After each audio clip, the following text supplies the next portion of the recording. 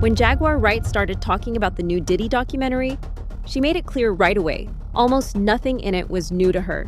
She's been around this story for years, watching things unfold from the background, and for the most part, she knew what would be in it and what wouldn't. But there was one moment that really caught her attention, and honestly, it shocked a lot of people who watched the doc. For the first time ever, Kirk Burroughs came out and said out loud that he had been abused by Diddy. That Kirk Burroughs was saying at the end of episode 4 when he first, dropped the bomb, that he had been essayed by Diddy. It's Kirk Burroughs.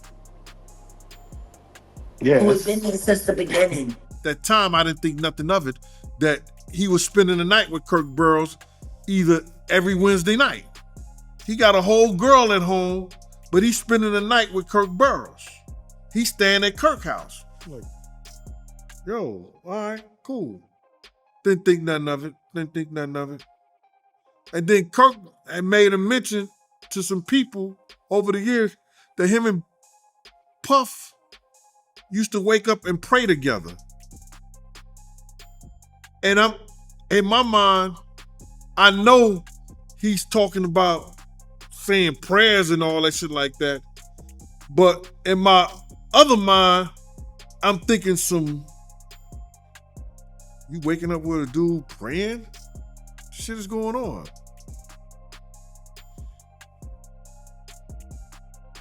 Then there was a situation that somebody said long time ago in the office.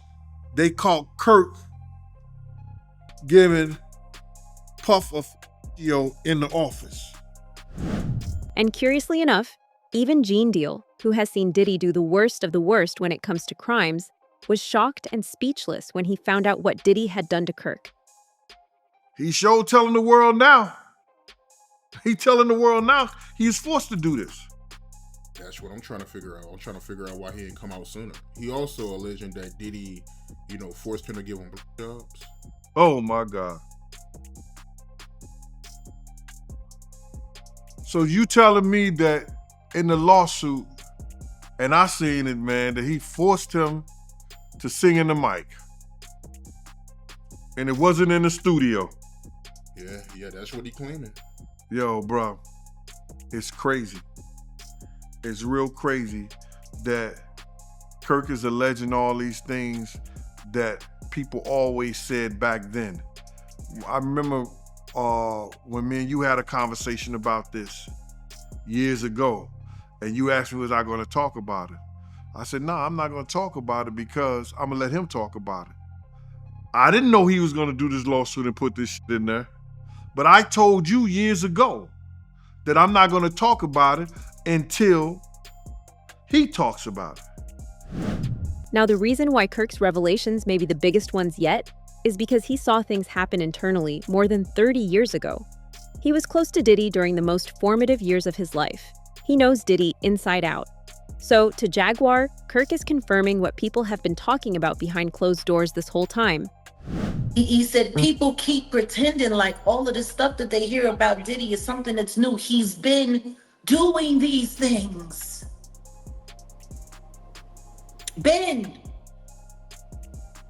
He's a witness to offenses that happened over 30 years ago. Jaguar also pointed out some really interesting things that didn't make it into the documentary in their entirety, especially when it came to Diddy's childhood and upbringing. She thinks he told a lot of lies to keep his image early on squeaky clean. Well, it's kind of interesting. They said he didn't smoke and he didn't drink, but throughout all the Biggie's promo, every time you saw him, he had a bottle of champagne. They was drinking Moet all of the time. So I guess they don't consider cases of champagne and everybody having their own bottle and drinking out of their own bottle like it was a 40 ounce. I guess they don't consider that drinking, but I digress. There was a part where he was going back and forth with Andre Harrell and he was saying, I'm going to be drunk and high by Wednesday. I don't know. Exactly. So I'm like, it seemed like the shift happened quickly when it comes to being introduced into this thing, into this industry. So he's technically he might be a victim as well. Jaguar also went on to say she had always believed Diddy was also a victim at some point in his life, maybe even during childhood, especially due to the extremely depraved and neglectful lifestyles of his parents. I believe that he was victimized, and I think it happened long before the industry. You know, people really don't want to look closer into his childhood and to what his mama had going on in that house. God knows what he saw and what happened to him in his own mama house. All of those strangers, them up involved, looking around, seeing what was going on. And let's just be clear, it sounds like her house was a house of, professional freak-offs. So who knows what he saw or what could have happened to him while she was busy entertaining people and pouring and getting tips, as she would say, for her after-hour life. Oh yeah. He was. I'm gonna say he was surprised to hear that. School bus driver. No, was he surprised or was he like, zip it, you talking too much? Because that's what it looked like to me. It looked like you talking a little bit too much. They don't need to know about that. While she was sitting up there, because I was a bus driver and I was this, and I worked at the after hours. And I would pour them drinks and they would give me big tips. She did say it just like that. Big tips. Big tip and spending cheese. Damn. In Sean's own words, in Diddy's own words, he had said he had a sigh of relief learning that he was the son of a hustler or a gangster. Like he wanted that status. He wanted to say that he was a sigh of relief is a wild thing to say, that your daddy was a gangster or a hustler, or that's what you heard that he was. Well, I mean, like Tim said, they had a bunch of blaxploitation movies being played around the house all the time. They grew up with the Mac playing. They grew up with Superfly playing. Like, I mean, if that's what you got going on, you got two women in the house and there's no men around, and these are what the little boys are watching. You got basketball players coming over late at night. You got hustlers coming over, PIMPs coming over, women who look like they were modeling for Jet Magazine coming over. Like, it sounds like the nature of the environment is what shaped their perception of what cool was. So yeah, I mean, I'm sure for him it was, oh man, that's who my dad was. Diddy's father, the same man he looked up to, ended up being a hustler who got caught up, became an informant, and was killed in a brutal way. Jaguar said that kind of family history, mixed with the environment, the movies, and the pressure to be someone powerful, all helped shape the person Diddy eventually became. He started to believe he was above the law, and that is completely validated by the behavior that Jaguar points out. She especially highlights that the documentary shows something huge that most people completely missed. Diddy was trying to shape the minds of potential jurors long before he was even arrested. It starts with the weirdest part of the whole documentary. Diddy was recording everything, from the moment federal agents showed up near his hotel room. He wasn't scared. He wasn't hiding. He was literally filming them back. The fact that, that they have this footage and however they got it, the fact that it exists is like, Diddy, why would you even start recording this? Like, why would you even give us this leverage to even put this thing out? Please, give us some tips. Well, I wouldn't call it leverage, but go ahead. Well, the whole point of him filming this whole thing was because I'm sure that he planned on doing his own documentary. This is an extreme narcissist you're talking about. Extreme. He's sitting there with feds, an eye shot away from his hotel suite, filming his hotel room, and he's looking at them and he's filming them right back.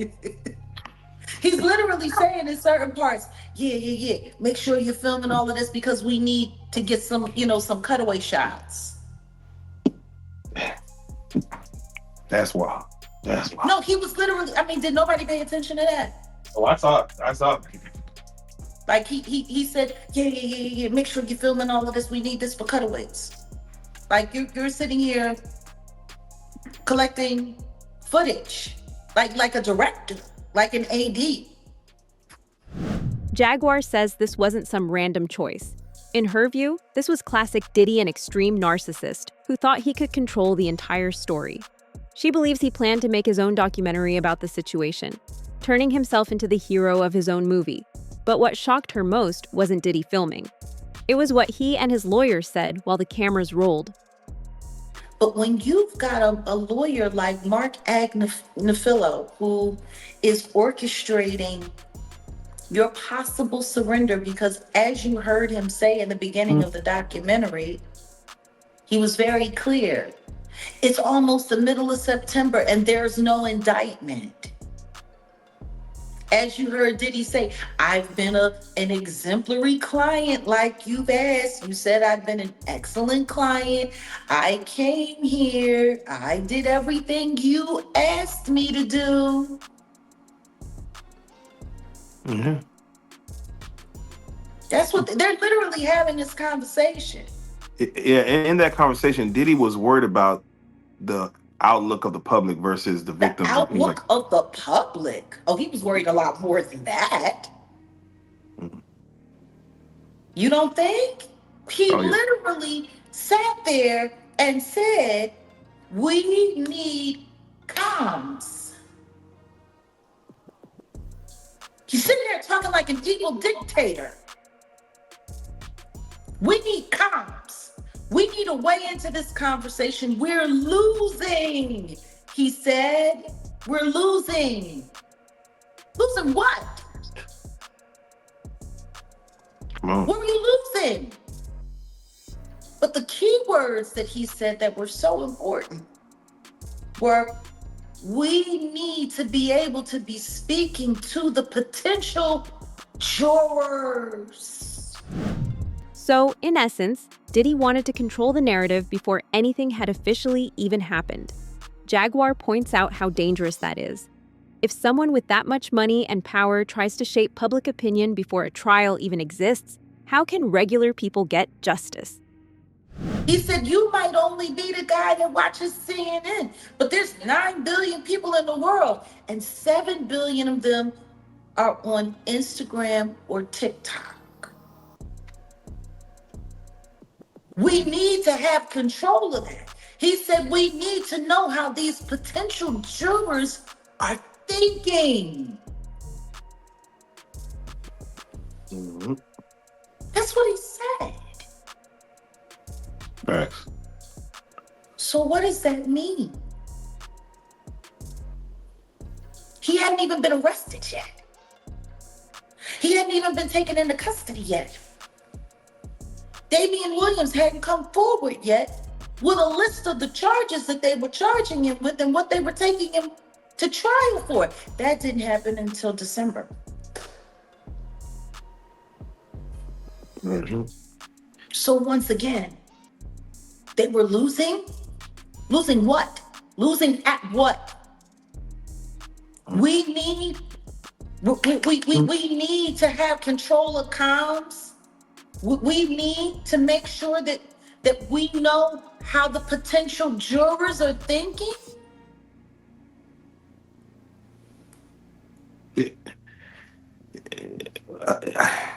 Very true. How does that not sound like anything other than what it is?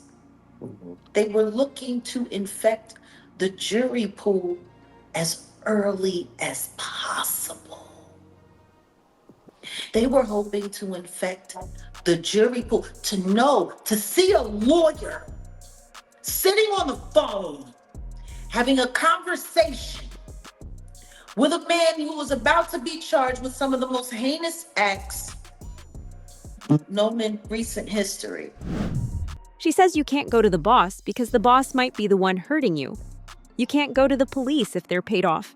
And even if you get a strong prosecutor, they can suddenly be reassigned. Meanwhile, powerful people move behind the scenes however they want.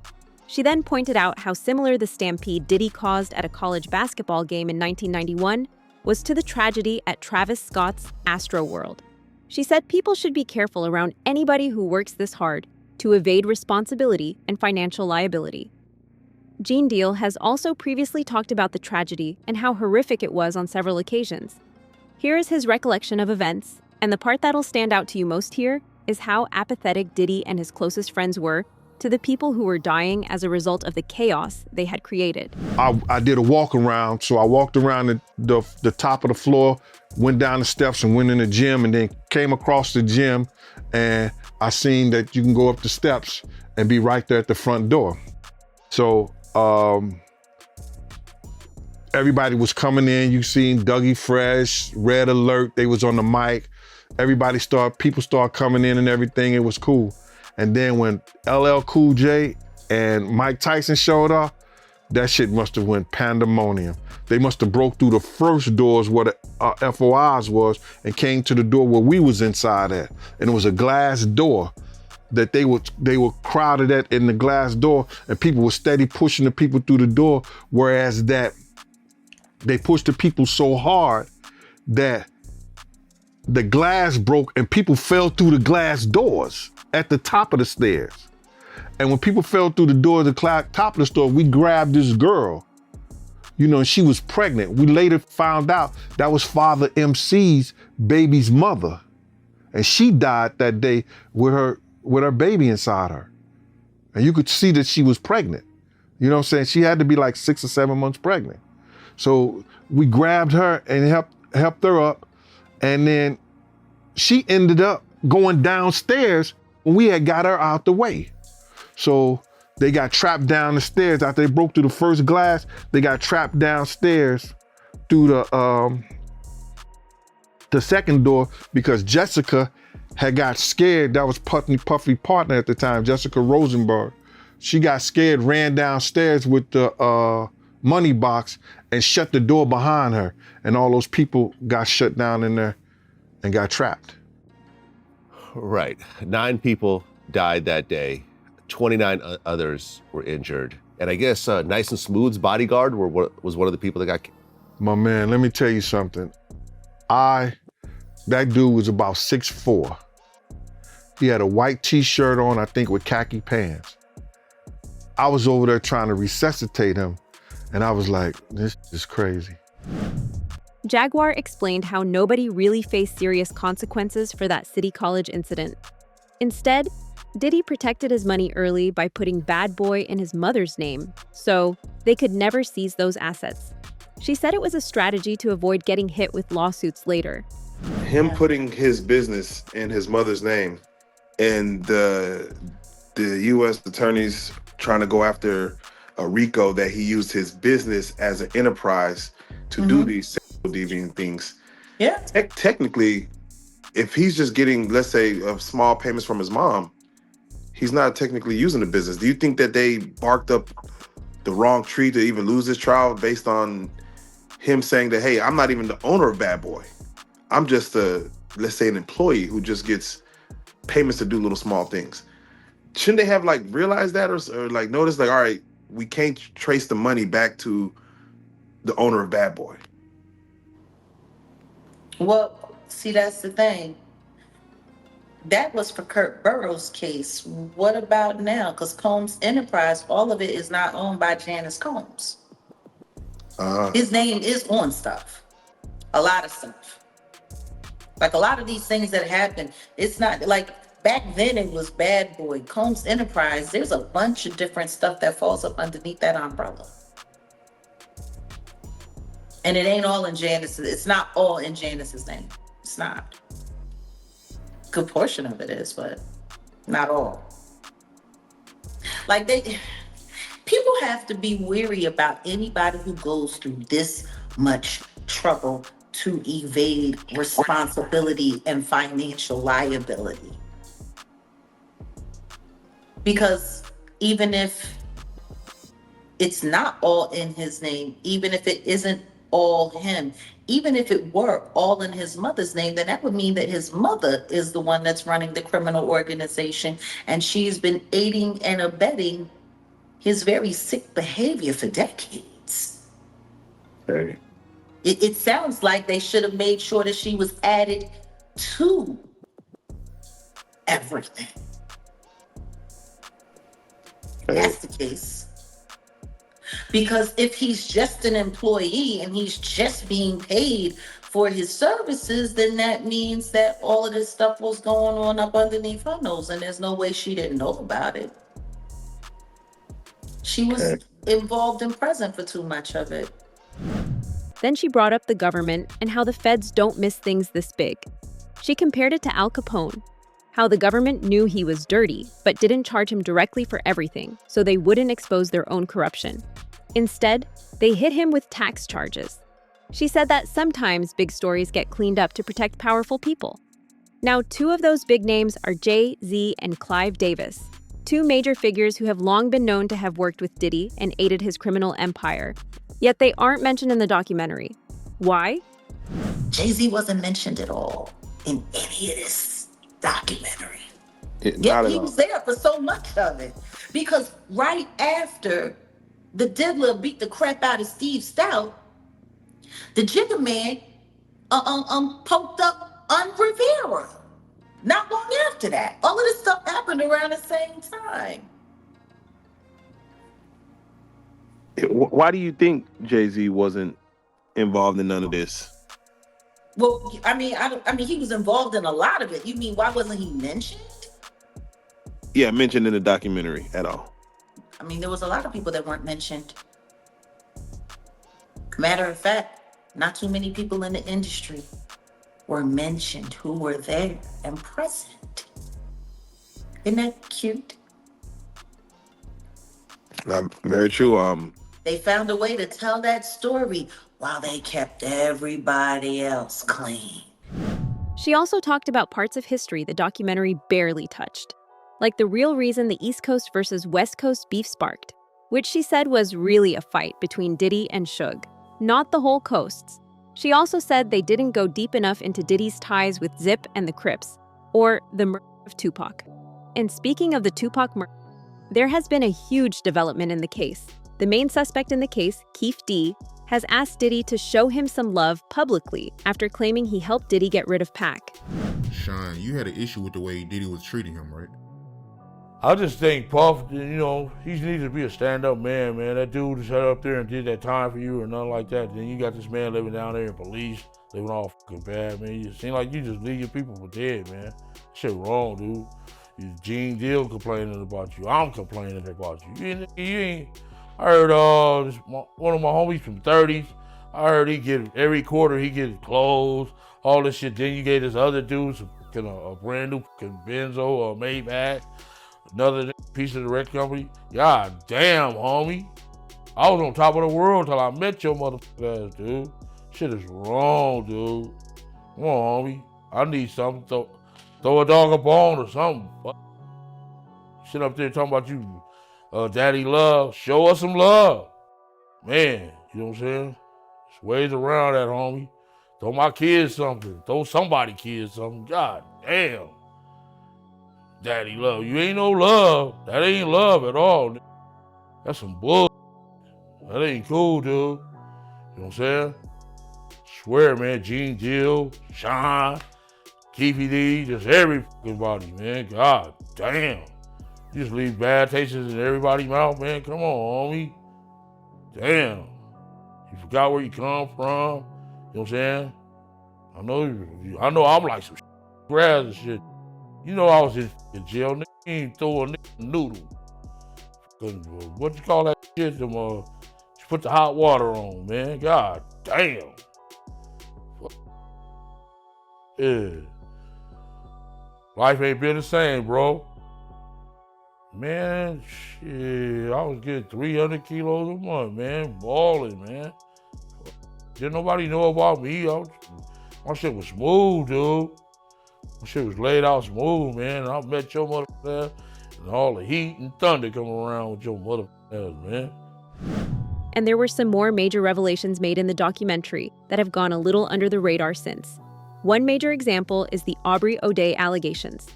Her comments in the new documentary had already stirred things up, and let me tell you right now, Gene didn't hold back when he shared what he remembered about her comments. He said it I'ma drug them out and pimp them out to my niggas. They keep fucking with me.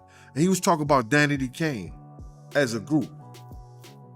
He didn't single out any one of them. But to hear that he did it, that shit is crazy to me. We had a big argument and we started talking about each other and what niggas had and what he didn't have. He was calling me, yo, you broke cop. This like, nigga, you ain't got nothing I ain't got. I got a watch, you got a watch. I got a ring, you got a ring, I got a chain, I got a home. We went through that whole shit like that. I started talking about his teeth. You understand? I started talking about, him, his breath, everything. We was going at each other.